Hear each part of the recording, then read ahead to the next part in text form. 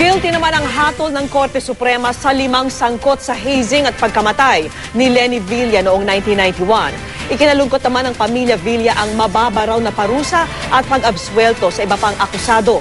Saksi si Marie Zumali. Tuwing Pebrero muli raw nananariwa sa alaala ni Ginang Gerarda Villa ang sakit ng pagkamatay ng kaniyang uniko ihong si Leni. Pebrero 10 noong 1991 nang pumanaw si Leni dahil sa hazing ng fraternity kung saan gusto sana niyang mapabilang. Pero lalong mapait daw ang nararamdaman niya ngayong taon kasabay ng paglalabas ng desisyon ng Korte Suprema. Bitin daw kasi ang parusa kahit guilty beyond reasonable doubt sa kasong reckless imprudence resulting in homicide ang hatol kina Fidelito Dizon, Antonio Mariano Almeda, Junel Anthony Ama, Renato Bantog Jr. at Vincent Texon. 4 na buwan hanggang 4 na taong pagkakabilang gulang ito at mahigit 1 milyong pisong danyos. Very unfair naman yun. Masyadong kokonti yung yung parusa na ibinibigay ng Supreme Court.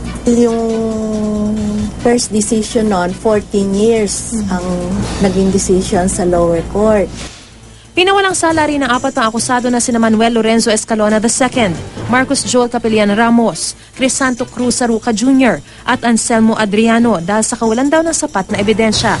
Ang tagal-tagal na pinaghirapan namin, 21, only to find out na 5 lang ang na-sentence.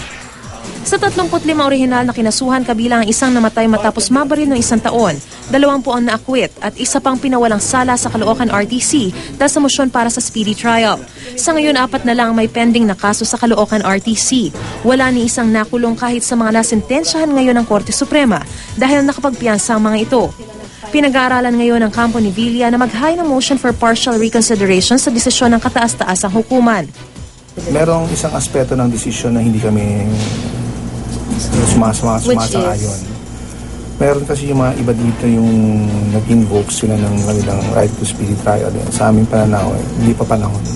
Pero kung meron mang naidulot ang pagkamatay ni Villa, yan ang pagpasa ng anti-hazing law na may mas mabigat ng parusa kahit pa nga hindi na ito maipapataw sa nasa likod ng pagpatay kay Villa.